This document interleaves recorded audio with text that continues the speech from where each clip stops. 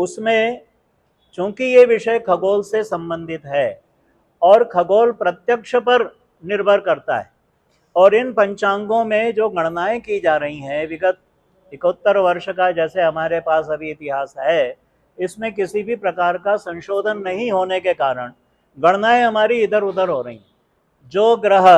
आज परिवर्तित दिखाया जा रहा है वहां पर पंचांग में, वो ग्रह दूसरे पंचांग में 20 दिन 25 दिन बाद परिवर्तित हो रहा है। अब ऐसी स्थिति में किसी बच्चे का जन्म होता है, किसी जातक का जन्म होता है, तो फलित किस आधार पर होगा? ये बहुत सारी विसंगतियां आ रही हैं। दूसरी बात ये हो रही है कि इन पंचांगों के निर्णय में जो धर्मशास्त्रीय पक्ष है, उन पक्षों को विधिवत रूप से वहां पर चिंतन में नहीं लिया गया। उदाहरण के लिए हमारे यहाँ पर जो अभी विसंगतियां पैदा हो रही हैं,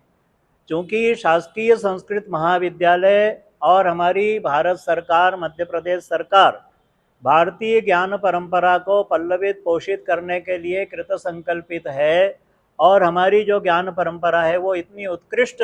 श्रेणी की है कि हम सारे मत को अपने में समाहित करते हैं। नैको ऋषिर यस्य मत प्रमाणम। आप जब निर्णय सिंधु को उठाएंगे, धर्म सिंधु को उठाएंगे, तिथि निर्णय को उठाएंगे, पुरुषार्थ चिंतामणि को उठाएंगे, या अन्य कृत्यसार या जो पुराण आदि ग्रंथ हैं, उनमें सारी चीज़ों को जब आप देखेंगे तो हर जगह पर अपना एक नया मत वहाँ पर स्पष्ट आपको मिलेगा। लेकिन अब ये सारे मतों में ये हमारी विशेषताएं हैं, ये विसंगतियां नहीं हैं। हमारी विशेषताएं कि हम इतना विराट दर्शन और इतना विराट चिंतन करते हैं, लेकिन हमारे सामने जो सबसे मूल उद्देश्य है कि समाज किस दिशा में जाए, और जो समाज आज बहुत सारी ये चीजें मिलने के कारण टूटने के कगार पे आ रहा है, तो ऐसे में हमारा कर्तव्य और हमारा धर्म है कि समाज को सही रास्ता बताएं,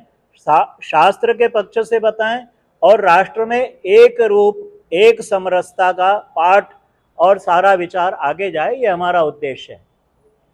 इस दृष्टि से जब सर्वसम्मत विचार का निर्णय किया जाएगा तो पंचांगों की जगह अपनी है, लेकिन भारतवर्ष के लगभग 90% क्षेत्रों में दीपावली 1 नवंबर को ही मनाई जाएगी, इसमें कोई संशय नहीं है। विशेष करके मध्य प्रदेश में तो कोई गुंजाइश ही नहीं है कि हम 31 को मनाएं,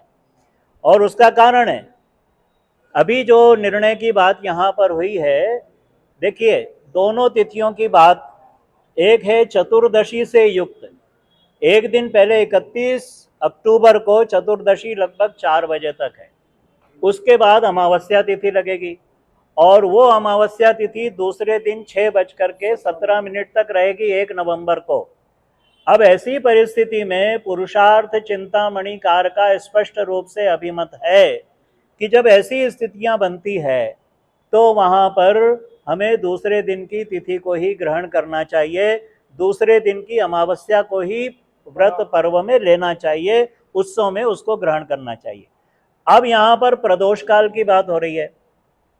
जब प्रदोष निर्णय की बात की जाएगी तो वहां भी धर्मशास्त्रों का स्पष्ट अभिमत है। जैसे हर महीने प्रदोष आती है,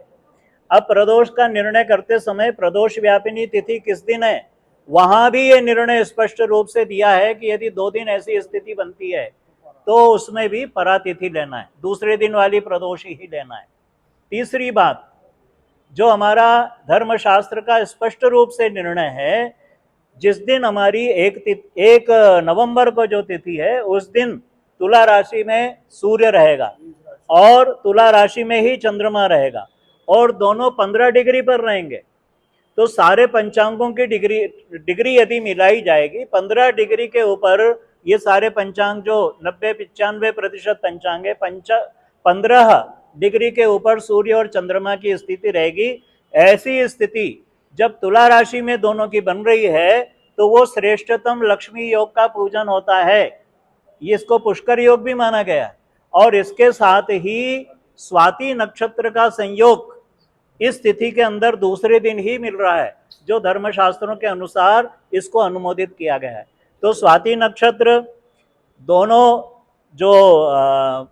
चंद्रमा और सूर्य, इन दोनों का एक तिथि पर आना और 15 डिग्री के ऊपर एक साथ संयुक्त होना, इसके अलावा दूसरे दिन स्वाति नक्षत्र और तीसरी बात जो इस समय एक भ्रम की स्थिति बहुत बड़ी बनी है, वो भ्रम की स्थिति ये है कि मध्य रात्रि में पूजन कैसे किया जाएगा। मैं आपको स्पष्ट रूप से निवेदन कर दूं, इसका भी उल्लेख हमारे धर्मशास्त्रों में, निर्णय सिंधु, धर्म सिंधु, कृत्यसार आदि ये सारे, और इसके अलावा इसका निर्णय आपको कहाँ मिलेगा, वो मिलेगा आगम शास्त्रों में। हमारे यहाँ पर जो लक्ष्मी पूजा की दो पद्धतियाँ हैं, वो दो पद्धतियों में एक काली क्रम की पूजा है और एक श्री क्रम की पूजा है। अभी ये जो निर्णय यहाँ पर लिए गए हैं, श्री सिद्ध विनायक गणपति खजराना के द्वारा निर्णय लिया गया, हमारे यहाँ पर रणजीत भगवान के यहाँ से जो निर्णय लिया गया, हमारे यहाँ से श्री श्री विद्याधाम से जो निर्णय लिया गया, ये सारे पर्व समाज के बहुजन, समाज के सारे लोगों की दृष्टि से सारे के कल्याण के लिए लिया गया। इसका कारण यह है कि सब लक्ष्मी श्री क्रम के लोग हैं, और श्री क्रम की जहाँ पर विद्या का अवलोकन किया जाएगा, वहाँ शास्त्र स्पष्ट रूप से कह रहा है कि अगले दिन वाली ही ग्रहण करना। पहले दिन वाली तिथि ग्रहण की जाएगी। वो किनके लिए है मध्य रात्रि? वो मध्य रात्रि काली क्रम की पूजा करने वाले लोगों के लिए है। उस दिन श्यामा पूजन होगा, उस दिन भगवती कामाख्या का पूजन होगा, भगवती काली का पूजन होगा, और वो कालरात्रि के रूप में, क्योंकि चतुर्दशी से युक्त है, तो 10 महाविद्याओं में ऐसी जो उग्र देवियां हैं उनका पूजन उस दिन किया जाएगा। इसलिए ये निराकरण भी हो जाना चाहिए कि हमको मध्य रात्रि नहीं मिल रही है। तीसरी बात, जो तिथि उदय को भी स्पर्श कर रही है और जो तिथि प्रदोष को भी स्पर्श कर रही है, तो वहां पर उदय व्यापिनी तिथि को प्राथमिकता दी गई है। और यदि दोनों तिथियां एक साथ हैं तो ऐसी स्थिति में सा तिथि सकलाज्ञेया, वो सकलापादिता तिथि जो मानी जाएगी, साकल्यपादिता तिथि मानी जाएगी। जैसे हम हर निर्णय में लेते हैं, हमारे यहाँ पर यदि 2 घटी एकादशी है तो हम पूरे दिन एकादशी का व्रत करते हैं, और पूरे दिन हमारी इसी प्रकार से अन्यान्य व्रतों की स्थितियां हैं। दिन भर सप्तमी तिथि है और रात्रि में जन्माष्टमी के 10 मिनट 15 मिनट पहले अष्टमी लग गई, तो हमने दिन भर व्रत किया सप्तमी का, लेकिन उस दिन हमने जन्माष्टमी मनाई। ये तो सारे हमारे व्रत पर्व त्योहारों के निर्णय स्पष्ट हैं, इसमें कोई हमारा प्लेटफॉर्म इतना विस्तृत है, सोशल मीडिया है, इसके अलावा जो बहुत कुछ इकट्ठा हो गया है। अभी आज ही किसी ने एक पोस्ट डाल दी है कि यदि प्रतिपदा युक्त अमावस्या ली जाएगी तो उसको ग्रहण नहीं करना है, उसको त्याज्य करना है। ये अमायुक्तान कर्तव्या प्रतिपद चंडिकार्चने, ऐसा भी निर्णय आता है नवरात्रि के संबंध में कि यदि अमावस्या से युक्त प्रतिपदा है तो वो चंडिका के पूजन में नहीं लेना, लेकिन उस प्रतिपदा का यदि दूसरे दिन नहीं है तो उसी दिन लेना पड़ेगा। ये भी निर्णय 1 नवंबर को ही दीपावली प्रशस्त है, शास्त्र सम्मत है, इसमें किसी को भी कोई संशय नहीं होना चाहिए। मध्य रात्रि में भी जिसको पूजन करना है वो दीपावली की रात्रि ही मानी जाएगी, उसमें सिंह लग्न भी दीपावली का ही माना जाएगा। और उसमें एक जो सबसे बड़ी बात मैं आप लोगों को इस मंच के माध्यम से और अपने ज्ञान परंपरा के ये सारे विद्वान हैं, इनके माध्यम से एक बात और यहाँ पर स्पष्ट कर देना चाहूँगा। प्रथम, जो आपके प्रतिष्ठान हैं, जो आपके संस्थान हैं, जो आपकी दुकानें हैं, जो आपके कार्य क्षेत्र हैं, जो हमारा जैसे यहाँ पर संस्थान है, तो हम उसको पूजन क्या चतुर्दशी में करेंगे? चतुर्दशी से युक्त अमावस्या को निरस्त किया गया है और परातिथि को ही सही माना गया है। तो इस दृष्टि से चतुर्दशी में जब 4 बजे चतुर्दशी लगेगी और लोग प्रदोष काल में पूजन करेंगे तो अपनी दुकान पे पूजन कब करेंगे?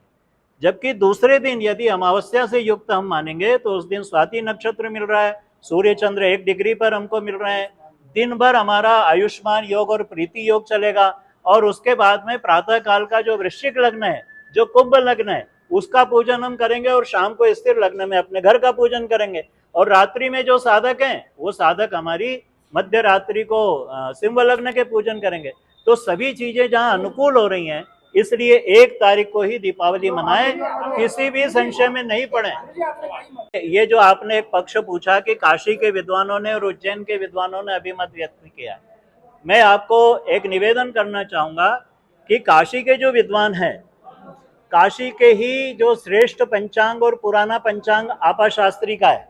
आपा शास्त्री जी के पंचांग में 1 नवंबर की दीपावली स्पष्ट रूप से लिखी गई है, और उसी के आधार पर हमारे जो भगवती यहाँ पर विभिन्न क्षेत्रों में स्थानीय देवियों के वहाँ पर भी निर्णय लिया गया और इसी के आधार पर श्री राम मंदिर अयोध्या का निर्णय भी हमारे आचार्य प्रवर ने लिया है कि आपा शास्त्री जी ने जो पंचांग के अंदर 1 नवंबर कहा है उसके आधार पर राम जी के अयोध्या में हमारे राजा राम, जिनके कारण दीपावली मन रही है, राजा राम की अयोध्या में यदि हमारा 1 तारीख का निर्णय है तो वो काशी के कारण है। ये भ्रम हमको तोड़ देना चाहिए। काशी के 1-2 पंचांग उस चीज को कह रहे हैं और वो पंचांग जब अपना प्रचार प्रसार नहीं व्यापक कर रहे हैं और विशेष करके सारी गड़बड़ आ रही है भैया कैलेंडर के माध्यम से। डॉक्टर विनायक पांडे, विभागाध्यक्ष संस्कृत, शासकीय संस्कृत महाविद्यालय